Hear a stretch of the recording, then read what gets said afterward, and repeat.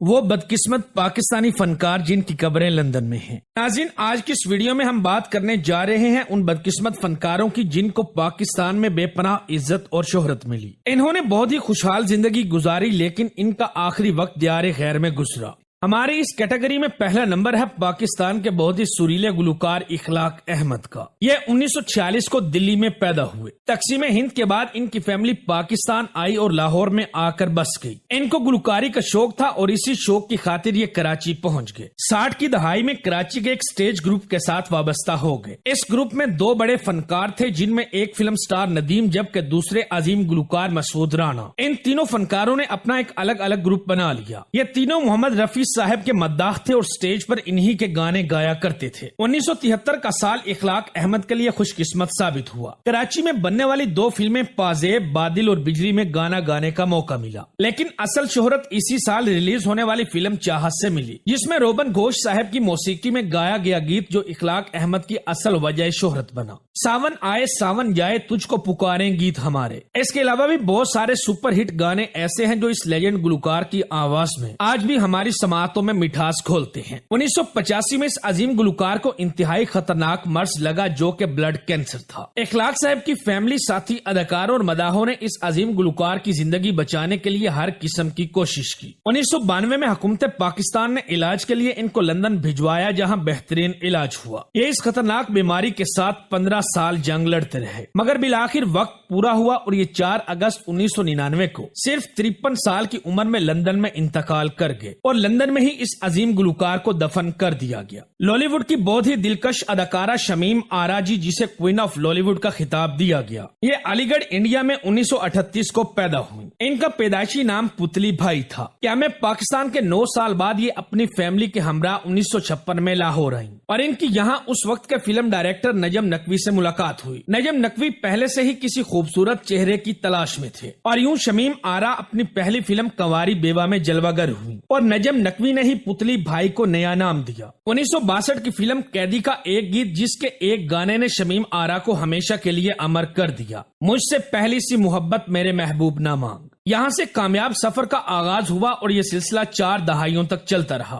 شمیم آرا نے 4 شادیاں کی مگر چاروں ناکام رہیں۔ انہوں نے فلموں میں اداکاری کے ساتھ ساتھ ہدایت کاری کے میدان میں بھی قدم رکھا۔ شمیم آرا کو 2011 میں ہارٹ اٹیک ہوا لیکن جان بچ گئی۔ کچھ عرصہ علاج کے بعد طبیعت سنبھل گئی اور پھر یہ برطانیہ چلی گئی۔ برطانیہ میں کچھ سال قیام کے بعد پاکستان آئیں اور پاکستان آتے ہی شمیم آرا کو برین ہیمریج ہو گیا۔ علاج چلتا رہا مگر یہ ٹھیک نہ ہو سکی۔ شمیم آرا کا بیٹا اپنی والدہ کے پاس پاکستان آیا اور ان کو اپنے ساتھ لے کر لندن چلا گیا۔ ان کا پھر 6 سال تک علاج چلتا رہا۔ کروڑوں روپے اپنی والدہ کی صحت پر لگا دیے، لیکن یہ 5 اگست 2016 کو لندن میں انتقال کر گئی اور ان کو لندن میں ہی سپرد خاک کر دیا گیا۔ یوں پاکستان کی ٹاپ فلمی ہیروئن کا جسد خاکی اپنے ملک کی مٹی کی بجائے دیار غیر میں ہی دفن کر دیا گیا۔ اسی طرح پاکستانی پاپ میوزک کا بہت بڑا نام، جس نے بہت ہی کم عمری میں بے پناہ شہرت حاصل کی، انتہائی کم عمری میں عروج کی بلندیوں پر پہنچنے والی بہت ہی پیاری اور معصوم گلوکارہ نازیہ حسن۔ ایک وقت ایسا تھا کہ نازیہ حسن ایشیا کی موسٹ اسٹائلش، بیوٹیفل اور فیمس گلوکارہ تھی۔ میوزک کو نئی جدت اور نئے انداز میں پیش کرنے والی نازیہ حسن اور اس کا بھائی زہیب حسن۔ نازیہ 1965 کو کراچی کے ایک ماڈرن اور امیر گھرانے میں پیدا ہوئی۔ یہ 3 بہن بھائی تھے، جن میں 2 بہنیں اور ایک بھائی شامل تھا۔ تینوں بہن بھائیوں کو میوزک سے خاص دلچسپی تھی۔ انہوں نے پی ٹی وی کے پروگراموں کلیوں کی مالا سے اپنے کیریئر کی شروعات کی۔ 10 سال کی عمر میں گانا شروع کیا، پھر دونوں لندن چلے گئے اور وہاں باقاعدہ میوزک کی تعلیم حاصل کی۔ Indian film director Feroz Khan نے نازیہ کو لندن میں گاتے ہوئے سنا تو نازیہ کی آواز کو اپنی فلم قربانی کے لیے سلیکٹ کر لیا اور اس طرح نازیہ کے عروج کے دور کا آغاز ہوا۔ لیکن افسوس، نازیہ کو اپنے کیریئر کے عروج پر بہت ہی مہلک بیماری نے آ گھیرا اور یہ تھا پھیپھڑوں کا کینسر۔ نازیہ کو کینسر ہو گیا، جس کی وجہ سے ان کے کیریئر کو بریک لگ گئی۔ اس بیماری نے ان کی زندگی کو مکمل طور پر تبدیل کر کے رکھ دیا۔ 2 سال بیماری کے خلاف جنگ لڑتی رہی اور بالآخر یہ اس کو شکست دینے میں کامیاب ہو گئی۔ صحت مند ہونے کے بعد شادی کر لی اور ان کو اللہ پاک نے بیٹے کی نعمت سے نوازا۔ یہ انڈسٹری سے مکمل طور پر دور ہو گئی۔ نازیہ اپنی زندگی کی خوشیاں دیکھنا چاہتی تھی۔ انہوں نے 2 سال اپنے بیٹے کے ساتھ گزارے اور ان کو دوبارہ سے کینسر نے آن گھیرا۔ انہوں نے ایک بار پھر ہمت کی اور اس کے خلاف جنگ شروع کر دی۔ بیماری کے خلاف اس جنگ میں نازیہ کو اپنوں کی بے وفائی کا بھی سامنا کرنا پڑا، کیونکہ نازیہ کی ازدواجی زندگی میں مسائل پیدا ہو چکے تھے۔ نازیہ نازیہ کا علاج لندن میں جاری رہا۔ نازیہ 13 اگست سن 2000 کو 35 سال کی عمر میں اس دنیا سے رخصت ہو گئی اور ان کو لندن میں ہی سپرد خاک کر دیا گیا۔ پاکستانی پنجابی فلم انڈسٹری کی بہت بڑی اداکارہ جس کا پیر سلطان راہی کے ساتھ بہت مشہور ہوا۔ فلم سٹار آسیہ جسے پنجابی فلموں کی پہلی جٹی کہا جاتا ہے۔ آسیہ بیگم کا تعلق لاہور کے ایک روایتی گھرانے سے تھا جس کا اصل نام فردوس تھا۔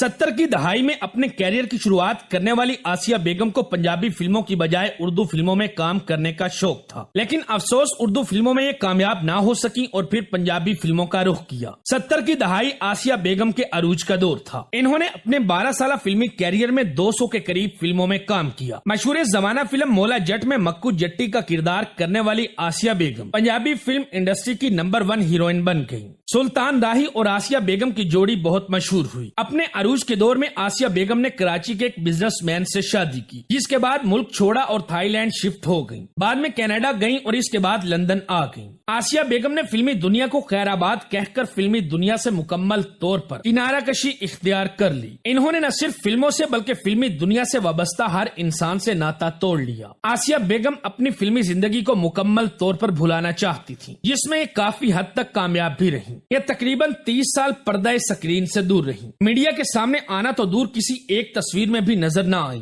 آسیہ بیگم کی ایک تصویر جب یہ پاکستان آئی اور کراچی کے آغا خان ہاسپٹل میں زیر علاج رہی، لیکن پھر لندن واپس چلی گئی اور وہیں پر 9 مارچ 2013 کو معلوم ہوا کہ پاکستانی فلم انڈسٹری کی مکو جٹی گمنامی کی زندگی گزار کر دیار غیر میں ہی وفات پا گئی ہیں۔ لیکن آج تک یہ معلوم نہیں ہو سکا کہ آسیہ بیگم کی لندن میں قبر کہاں پر موجود ہے۔ ناظرین، اس کے علاوہ بابا پی ٹی وی کوی خان کو بھی وطن عزیز کی مٹی نصیب نہ ہو سکی۔ کوی خان صاحب بھی آخری وقت میں اپنے بیٹوں کو ملنے کینیڈا گئے مگر پھر واپس نہ آ سکے۔ کوی خان پچھلے سال 5 مارچ 2023 کو کینیڈا کے نجی ہاسپٹل میں زیر علاج تھے اور دوران علاج ہی اس دنیا سے رخصت ہو گئے۔ ان کو بھی لندن میں ہی سپرد خاک کیا گیا۔ تو یہ تھے پاکستان کے وہ نامور اور مشہور ترین اداکار جو کہ لندن میں ہی وفات پا گئے اور ان کو وہیں پر سپرد خاک کیا گیا۔ ویڈیو اچھی لگے تو دوستوں کے ساتھ فیس بک، واٹس ایپ اور دیگر سوشل میڈیا سائٹس پر بھی شیئر کریں۔ ملتے ہیں اگلی ویڈیو میں، تب تک اپنا اور اپنے پیاروں کا خاص خیال رکھیں۔